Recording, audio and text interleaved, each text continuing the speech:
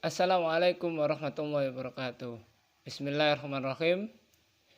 Pada dasarnya, sejarah itu bukan hanya hafalan tentang nama, tahun, tempat, atau hanya sekedar peristiwa. Sejarah itu sendiri adalah bagaimana kita bisa mengambil ibrah, bisa mengambil hikmah dari peristiwa di masa yang lalu untuk kita aplikasikan di masa sekarang dan masa yang akan datang. Selamat datang di Sohibul Hikayat.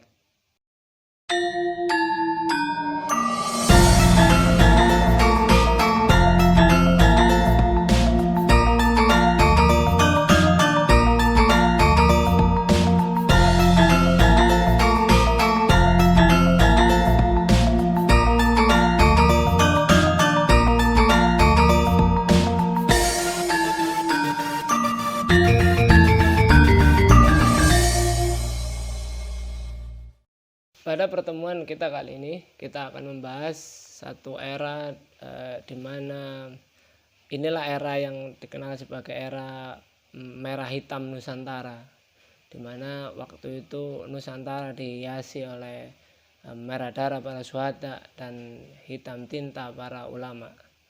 Sebuah era yang melibatkan para penjelajah Eropa, sebuah era yang melibatkan satu kekayaan yang sangat melimpah di wilayah Nusantara, yaitu rempah-rempah. Tidak bisa dipungkiri, rempah-rempah ini merupakan sumber daya alam yang dikaruniakan pada bumi Nusantara yang sangat luar biasa. Bahkan di dua kitab suci, rempah-rempah yang hanya ada di Nusantara itu disebut-sebut dan dikenalkan sebagai salah satu konsumsi di surga kelak. Di dalam Bible itu dijelaskan bahwa nanti minuman para penghuni surga itu adalah minuman yang dicampur dengan kayu manis. Sedangkan di dalam Al-Quran kita mengenal bahwa salah satu minuman di dalam surga yang dinikmati oleh para ahli surga itu ahlul jannah adalah minuman dari jahe dan minuman dari kafur atau kapur barus. Baik itu kayu manis, jahe maupun kapur barus dulu banyak ditanam dan tumbuh di wilayah Nusantara. Rempah-rempah Nusantara sudah dikenal oleh manusia bahkan di pusat-pusat peradaban dunia seperti di Mesir, di Persia, di Romawi, itu sejak zaman 3000 sebelum Masehi.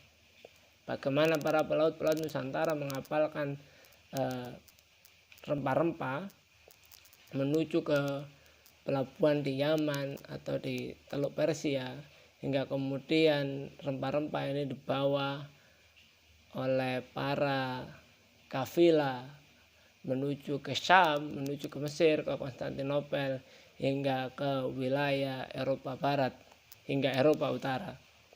Karena jaraknya yang jauh, maka bisa dipastikan bahwa harga rempah-rempah ini melambung cukup tinggi di wilayah Eropa Barat. Suatu ketika pada tahun 1453, ketika Sultan Muhammad II Al-Fatih berhasil membebaskan Konstantinopel, salah satu tindakan beliau itu adalah menutup pasar rempah-rempah di Konstantinopel yang ketika itu dikuasai oleh para pedagang dari Genoa dan Italia.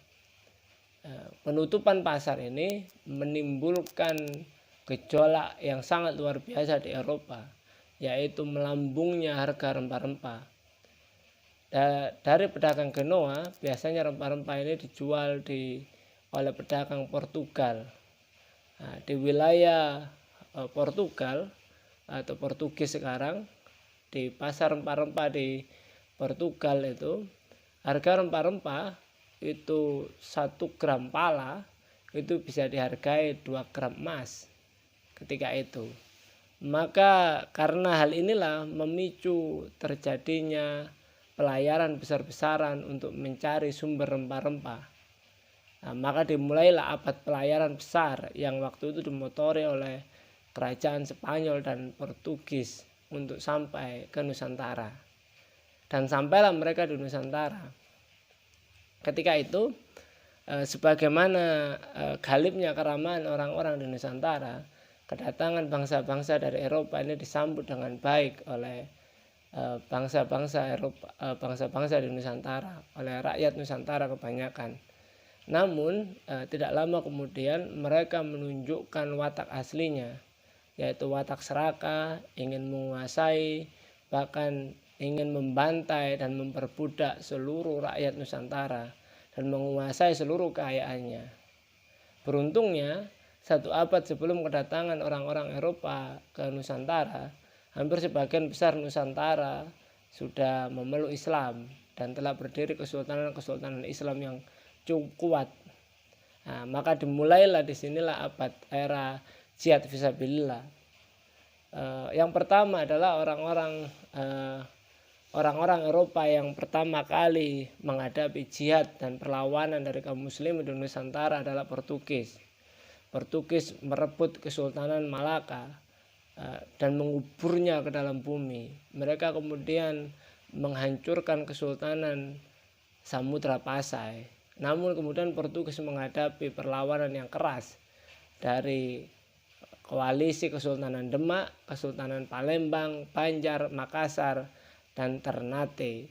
Juga ditambah Kesultanan Aceh yang bangkit dari reruntuhan Kesultanan Samudra Pasai. Namun tidak lama kemudian, setelah kekuatan Portugis berhasil dilemahkan di Nusantara, datanglah Belanda. Maka kita bisa memastikan di era awal ini, di era klasik, itu ada 2 jenis penjajah barat. Yang pertama itu adalah yang dimotori oleh Spanyol dan Portugis. Mereka ini adalah bangsa Katolik. Mereka juga berhasil memenangkan peperangan melawan Kesultanan Islam di wilayah Andalusia. Maka atas kemenangan itu dan keberhasilan merebut wilayah Andalusia dari kekuatan Islam, maka mereka ini mendapatkan semacam hadiah dari Paus. Apa hadiahnya? Hadiahnya adalah berupa penguasaan seluruh dunia. Jadi separuh dunia itu dibagi antara Portugis dan Spanyol. Dan selama di sana mereka akan melaksanakan misi 3G. Gold, Gospel, and Glory. Gold itu adalah meraih kekayaan sebanyak-banyaknya. Gospel itu, glory itu adalah menancapkan, menguasai wilayah yang seluas-luasnya sebagaimana yang baru saja mereka lakukan di semenanjung Iberia atau Andalusia. Adapun gospel adalah menyebarkan ajaran Katolik ke seluruh dunia. Makanya kemudian kita bisa melihat bagaimana semangatnya orang-orang Portugis dan Spanyol ini dalam memusuhi bangsa-bangsa lain yang menurut mereka waktu itu belum memeluk agama Katolik. Nah, apalagi ketika di Nusantara mereka bertemu satu bangsa yang waktu itu sudah beragama Islam, yang mereka anggap mereka ini sama dengan Kesultanan Granada dan juga kesultanan-kesultanan lain yang mereka temui sebelumnya di Andalusia. Nah, makanya kemudian mereka sedemikian rupa memukul Kesultanan Malaka dan menghancurkan Kesultanan Samudra Pasai. Namun pada akibatnya mereka menghadapi perlawanan yang cukup keras dari kesultanan-kesultanan lain seperti Demak, Aceh, Banjar, Makassar, termasuk Kesultanan Ternate dari wilayah Indonesia bagian timur. Nah, perlawanan yang diterima Portugis ini menyebabkan mereka melemah. Nah, lalu muncullah kekuatan lain yang ingin juga melakukan penjelajahan samudra. Kekuatan ini dimotori oleh 2 negara besar, yaitu Inggris dan Belanda. Kita tahu latar belakang keagamaan di Inggris dan Belanda ini, bahwa 2 kerajaan ini merupakan kerajaan yang diputus kontak oleh gereja Katolik atau oleh Paus. Kenapa? Karena mereka ditengarai banyak melanggar aturan-aturan Katolik. Di Inggris yang berkembang adalah Kristen Anglikan. Adapun di Belanda yang berkembang adalah Kristen Protestan. Mereka tidak terikat oleh kekuatan Paus. Mereka adalah sebuah negara Eropa baru yang lebih bebas. Di satu sisi, kekuatan ekonomi di dua negara ini ditentukan oleh sebuah kelas pedagang yang disebut dengan kaum borjuis. Mereka inilah yang kemudian berhasil membujuk pihak kerajaan untuk memberikan dana dan menyokong petualangan mereka mencari sumber rempah-rempah dan sekaligus juga menyaingi Spanyol dan Portugis. Maka kita mengenal nanti berdiri kongsi-kongsi dagang.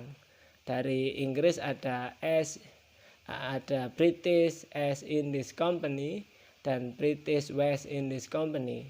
British East Indies Company ini mereka wilayah tugasnya adalah di wilayah India dan Semenanjung Malaya hingga kemudian sampai ke Cina, Tiongkok. Adapun British West Indies Company ini adalah satu kongsi dagang Inggris yang memiliki wilayah tugas di wilayah benua Amerika. Nah, dari Belanda kita mengenal Verenigde Oost-Indisch Compagnie, sebuah perusahaan dagang Hindia Timur Belanda. Mereka ini nanti banyak beroperasi di wilayah Nusantara. Nah, kedua perusahaan ini merupakan prototipe atau cikal bakal perusahaan multinasional hari ini. Kita bisa melihat banyak sekali kesamaan. Yang pertama adalah bagaimana kaum borjuis ini berhasil membujuk dengan cara mendudukkan komisaris-komisaris perusahaannya ke dalam parlemen kedua negara di Inggris maupun Belanda, sehingga mereka bisa meraih konsesi, meraih monopoli atau memiliki semacam surat sah dari negara, dari kerajaan untuk mengeksploitasi dunia. Nah, bagaimana kemudian contohnya adalah VOC. VOC ini berhasil membujuk kerajaan Belanda untuk memberikan banyak sekali konsesi. Salah satunya adalah mengizinkan VOC untuk mencetak uang sendiri, mencetak mata uang sendiri. Kemudian mengizinkan VOC untuk mencetak saham. Ya, inilah kemudian perusahaan pertama yang mencetak saham di dunia. Yang kedua adalah VOC diberi hak untuk menjalin hubungan, ya, mengadakan jalinan politik ekonomi dengan negara lain, termasuk diberi hak untuk menguasai, menyerbu negara lain. Dan disinilah kemudian VOC ini memiliki hak istimewa, memiliki pasukan sendiri.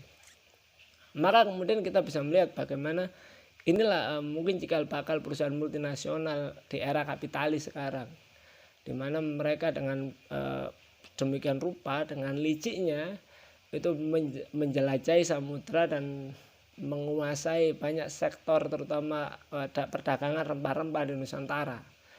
Dan VOC ini mereka meraih semacam keuntungan yang sangat besar dari sektor penjualan rempah-rempah. Bayangkan di penjelajahannya yang pertama ke Nusantara, mereka pulang dari Maluku menuju ke Amsterdam. Dalam pelayarannya mereka membawa kurang lebih pala dan cengkih, juga lada itu dalam satu perahu, satu kapal galeon. Mereka kembali ke Amsterdam.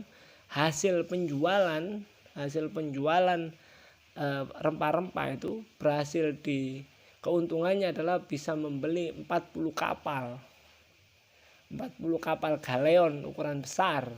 Maka kita bisa melihat betapa banyaknya keuntungan yang mereka peroleh. Maka dari sinilah kemudian VOC itu melakukan sedemikian rupa berbagai macam kelicikan, bahkan mungkin kekejaman terhadap rakyat di Nusantara di awal-awal kedatangannya untuk meraih sebanyak mungkin konsesi atau monopoli perdagangan rempah-rempah di Nusantara. Dan VOC ini memiliki jumlah kekayaan yang cukup tinggi. Hari ini diperkirakan jumlah kekayaan VOC itu kurang lebih menyamai kekayaan 10 perusahaan terbesar di dunia hari ini. Bahkan perusahaan seperti Google, Facebook itu belum ada apa-apanya dengan kekayaan VOC di masa lalu. Dan yang lebih luar biasanya, bahkan VOC ini pernah mencatatkan, antara VOC dan EIC ini pernah mencatatkan sebuah perjanjian yang ditantangani di kota Breda di Belanda sebagai tukar guling tanah termahal di dunia. yaitu ketika waktu itu VOC ini memiliki sebuah koloni di muara Sungai Hudson di Amerika Serikat sekarang, yang hari ini yang nama koloni aja New Amsterdam, yang hari ini adalah koloni itu menjelma menjadi distrik Manhattan di New York. Nah, jadi waktu itu mereka memiliki koloni New Amsterdam di Amerika Serikat, yang koloninya itu dikelilingi oleh koloni-koloni Inggris. Sedangkan waktu itu Inggris memiliki sebuah koloni di Pulau Run di Maluku, sebuah pulau yang menghasilkan pala terbaik di dunia waktu itu. Nah, Pulau Run ini tidak tercatat di Times Atlas of the World hari ini. Di sana bagaimana pulau ini hari ini keadaannya adalah tidak memiliki sumber air tawar dan listrik hanya menyala 6 jam per hari. Nah, waktu itu kedua pulau New Amsterdam ini ditukar oleh Belanda dengan Pulau Run yang waktu itu dikuasai oleh Inggris sebagai pertukaran tanah termahal. Mungkin kalau hari ini apakah mau Amerika Serikat menukarkan distrik Manhattan dengan Pulau Run, sebuah kelurahan yang tidak ada di peta di dunia manapun. Itulah yang menjadikan bagaimana VOC itu sedemikian semangat untuk menguasai satu persatu wilayah Nusantara. Dari sini kemudian kita bisa melihat bagaimana pada akhirnya VOC ini akan menghadapi sebuah perlawanan yang kurang lebih berjalan 3,5 abad. Ya, seperti apa perlawanan yang dikumandangkan oleh kaum muslimin menghadapi para penjajah barat ini, nanti kita lanjutkan pada pertemuan berikutnya. Assalamualaikum warahmatullahi wabarakatuh.